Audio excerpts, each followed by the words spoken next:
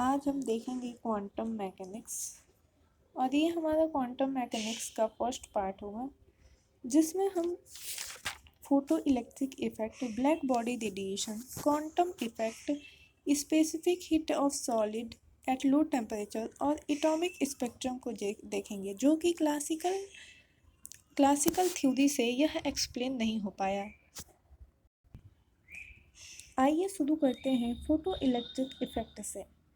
1888 में scientist Hallberg experimentally पाए कि अल्ट्रावायलेट लाइट और एक्सरे जो कि हाई फ्रीक्वेंसी और लो वेवलेंथ का होता है, जब उसको फॉल कराया जाता है एनी मेटल सरफेस पर सच एज जिंक प्लेट जो फ्री इलेक्ट्रॉन होता है मेटल सरफेस पर, वह मेटल सरफेस को छोड़ना शुरू कर देते हैं। Free electron from metal surface begins to emit out from it। इसी फिनोमेना को फोटो इलेक्ट्रिक इफेक्ट कहते हैं और इलेक्ट्रॉन जो इमिट होते हैं उन्हें फोटो इलेक्ट्रॉन कहते हैं। इस फिगर में फोटो इलेक्ट्रिक इफेक्ट को समझने के लिए एक्सपेरिमेंटल अरेंजमेंट दिए गए हैं। एक इवैक्यूएटेड मतलब खाली ग्लास बल्ब है जिसमें दो इलेक्ट्रोड्स हैं ए और बी, जिसमें जिंक डिस्क ए है और मेटालिक ग्रिड बी। यह दोनों इलेक्ट्रोड कनेक्ट हैं गैल्वेनोमीटर जी से एक बैटरी के थ्रू, जैसा कि आप देख सकते हैं। अगर इसमें लाइट की एब्सेंस हो तब गैल्वेनोमीटर का डिफ्लेक्शन 0 होगा, लेकिन जब अल्ट्रावायलेट लाइट को फॉल कराया जाता है जिंक डिस्क पर और इलेक्ट्रोड बी पर एट अ पॉजिटिव टर्मिनल, तब एक डिफ्लेक्शन शो होगा गैल्वेनोमीटर जी पर। इन वर्ड्स करंट फ्लो होगा सर्किट में जिसको हम फोटो इलेक्ट्रिक करंट कहते हैं। इसमें कुछ एक्सपेरिमेंटल फैक्ट्स भी दिए गए हैं जो एक्सपेरिमेंटली पाया गया रिगार्डिंग फोटो इलेक्ट्रिक इफेक्ट। पहला, फोटो इलेक्ट्रिक इमिशन तभी पॉसिबल है जब लाइट जो इंसिडेंट होती है मेटल सरफेस पर उसकी फ्रीक्वेंसी ग्रेटर हो than a minimum value which is called threshold frequency. Threshold frequency की वैल्यू डिफरेंट होती है फॉर डिफरेंट मेटल। दूसरा है, जो काइनेटिक एनर्जी इमिट होती है तो मैक्सिमम काइनेटिक एनर्जी इलेक्ट्रॉन का जो इमिट होता है वो इंटेंसिटी ऑफ लाइट पर डिपेंड नहीं होता है, वह डिपेंड होता है फ्रीक्वेंसी ऑफ इंसिडेंट लाइट पर। In other words, maximum kinetic energy electron emitted depends on the frequency. Third है, कितने इलेक्ट्रॉन इमिट हुए हैं वह डिपेंड होता है इंटेंसिटी ऑफ इंसिडेंट लाइन पर, ना कि फ्रीक्वेंसी पर। और चौथा है, फोर्थ नंबर, मेटल सरफेस से इलेक्ट्रॉन तभी इमिट होने लगते हैं जब मेटल सरफेस पर लाइट इंसिडेंट होती है विदाउट एनी टाइम लैग। हमने जो एक्सपेरिमेंटल फैक्ट पढ़ा उसका एक्सप्लेनेशन कुछ इस प्रकार दिया गया है। यह जो एक्सपेरिमेंट है फोटो इलेक्ट्रिक इफेक्ट का, वो मैक्सवेल इलेक्ट्रोमैग्नेटिक वेव थ्योरी से एक्सप्लेन नहीं हो सका। इसके कुछ 3 रीजंस हैं। ये मैक्सवेल इलेक्ट्रोमैग्नेटिक वेव थ्योरी से एक्सप्लेन नहीं हो सका, इसके कुछ 3 रीजन हैं। पहला, वेव थ्योरी के अनुसार इंसिडेंट लाइट की इंटेंसिटी इंक्रीज करने पर एम्पलीट्यूड भी इंक्रीज होगा, वेव का एम्पलीट्यूड भी इंक्रीज होगा और जिसके कारण energy propagate by wave will also increase. Consequently free electron को और एनर्जी प्राप्त होगी मेटल से और इस प्रकार एनर्जी फोटो इलेक्ट्रॉन का जो इमिट होता है उसको इंक्रीज होना चाहिए था। The energy of photo electron emitted must increase, लेकिन यह बिल्कुल अलग था एक्सपेरिमेंटल फैक्ट से। दूसरा, अगर इंटेंसिटी ऑफ इंसिडेंट लाइट कुछ इस प्रकार है कि वह सफिशिएंट एनर्जी प्रोवाइड करता है इलेक्ट्रॉन को मेटल सरफेस से इमिट करने के लिए, चाहे फ्रीक्वेंसी का इंसिडेंट लाइट कुछ भी हो, electron should get emitted from metal surface. लेकिन एक्सपेरिमेंटली यह पाया गया कि इलेक्ट्रॉन के इमिशन के लिए frequency of incident light must be more than threshold frequency.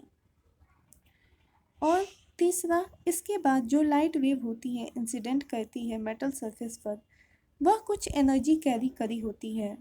तो लाइट वेव जो एनर्जी कैरी करती है, तो जब लाइट इंसिडेंट होती है तो एनर्जी को हर एक पर डिस्ट्रीब्यूट होगी उस एरिया में, जिसके कारण उसको कुछ समय लेना चाहिए था इलेक्ट्रॉन को एनर्जी एक्वायर करने के लिए, इमिशन ऑफ इलेक्ट्रॉन के लिए।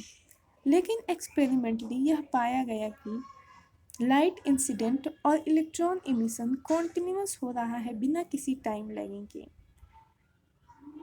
इसमें यह समझाया गया है कि जैसे कि एनर्जी डिस्ट्रीब्यूट होने में टाइम लगना चाहिए था, लेकिन इसमें कोई टाइम नहीं लग रहा।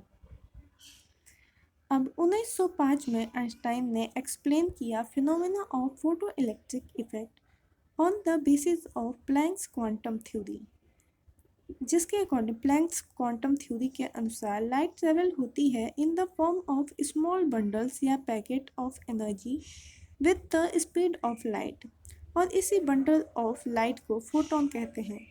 एनर्जी जो होती है हर एक फोटोन की वह होती है एच न्यू और एच सी अपॉन लेमडा, और मोमेंटम होता है एच न्यू अपॉन सी और एच अपॉन लेमडा, जहाँ एच प्लैंक्स कांस्टेंट होता है, वी फ्रीक्वेंसी होती है और लेमडा वेवलेंथ होता है। फोटोन क्या होता है? पैकेट ऑफ एनर्जी होती है, और एनर्जी ऑफ वन फोटोन होता है एच न्यू और मोमेंटम होता है एच अपॉन लेमडा।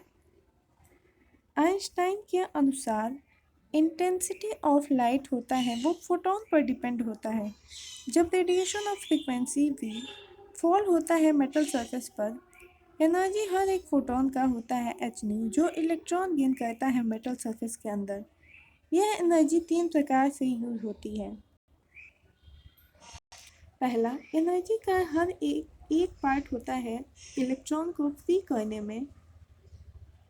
एनर्जी का एक पार्ट यूज होता है इलेक्ट्रॉन को फ्री करने में फ्रॉम मेटल सरफेस, और इस एनर्जी को वर्क फंक्शन कहते हैं। वर्क फंक्शन कहते हैं या थ्रेशोल्ड एनर्जी ऑफ मेटल कहते हैं। Thus, the work function or threshold energy of metal is the minimum energy which is required to bring a free electron from interior of metal to its surface। ये different metal के लिए different होता है और ये denote होता है phi से। अगर V 0 थ्रेशोल्ड फ्रीक्वेंसी है और लेमडा 0 थ्रेशोल्ड वेवलेंथ, तो वर्क फंक्शन होगा H C upon lambda naught, where c is speed of light। c is speed of light। अब सेकेंड वन है remaining part of energy use होता है kinetic energy में to the free electron to emit it out.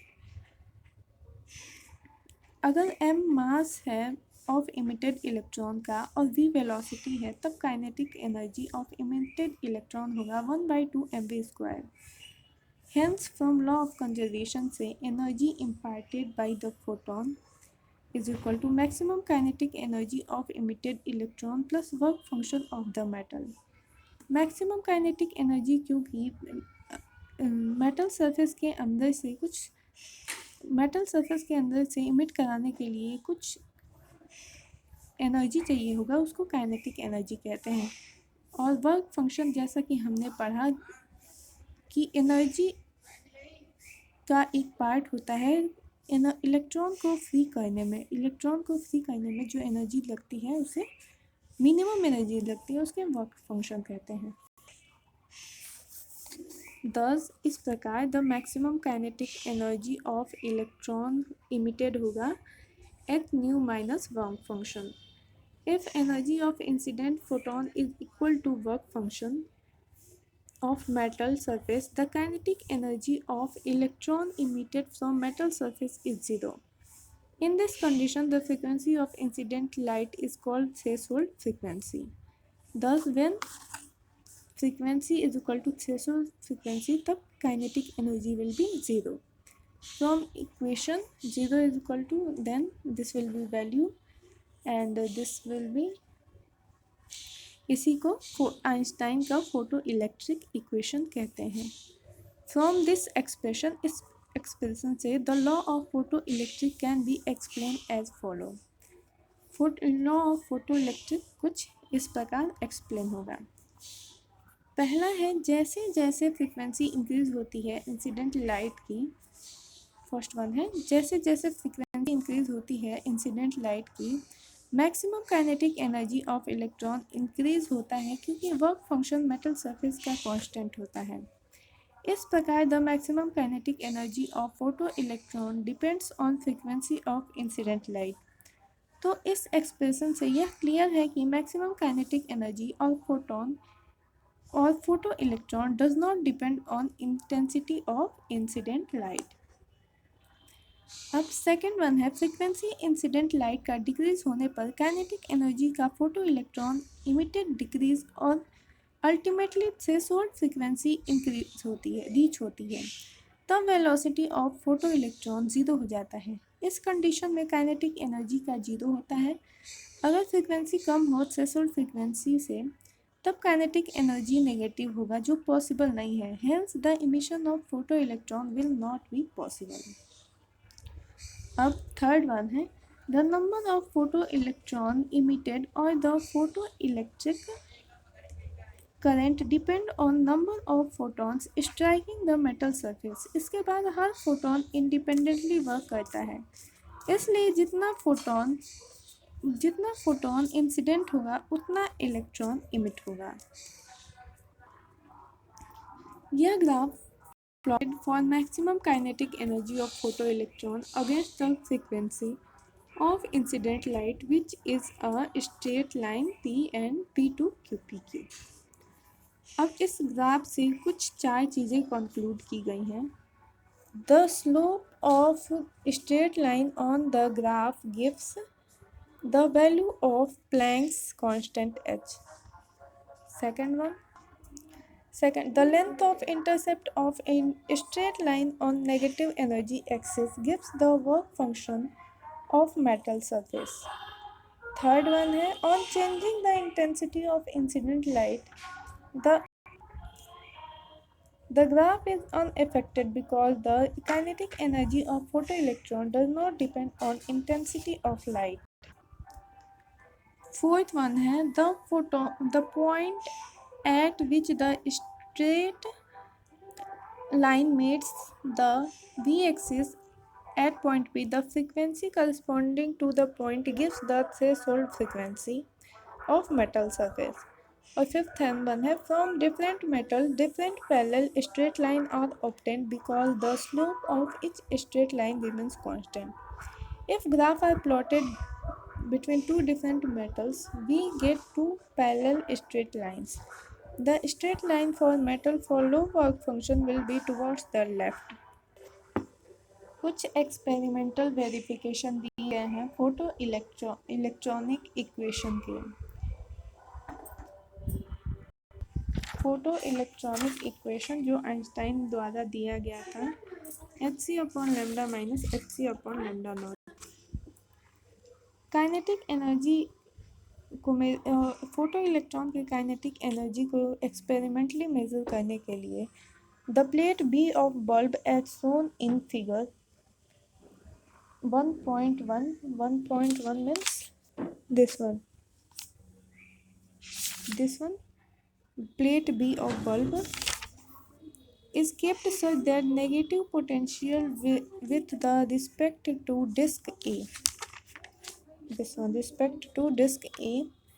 that for the incident light of frequency V, the photoelectric current in galvanometer G becomes zero. The negative potential is called stopping potential or cut off potential. अगर भी stopping potential है incident light और frequency के लिए on disk A, then kinetic energy of photoelectron given as 1/2 mv square is equal to EV is equal to h nu minus h nu naught. Experimentally यह पाया गया कि on increasing the frequency of incident light, the stopping potential increases. In other words, the kinetic energy of photoelectron emitted increases, but the maximum value of photoelectron current remains unchanged.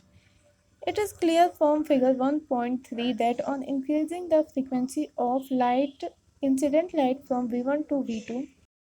Stopping potential increases from V1 to V2. But the value of maximum photoelectric current is same at each frequency. And second one, on on increasing on increasing the intensity of incident light, there is no effect on stopping potential, but the value of maximum photoelectric current increases. From figure 1.4, it is clear that the stopping potential is same is equal to V1. This is the stopping potential, and which is same whether intensity of low or high. This is low intensity, this is high intensity. In other words, the kinetic energy of photoelectron emitted does not depend on intensity of incident light as we have did earlier, but the maximum value of photoelectron current is more when intensity light is high.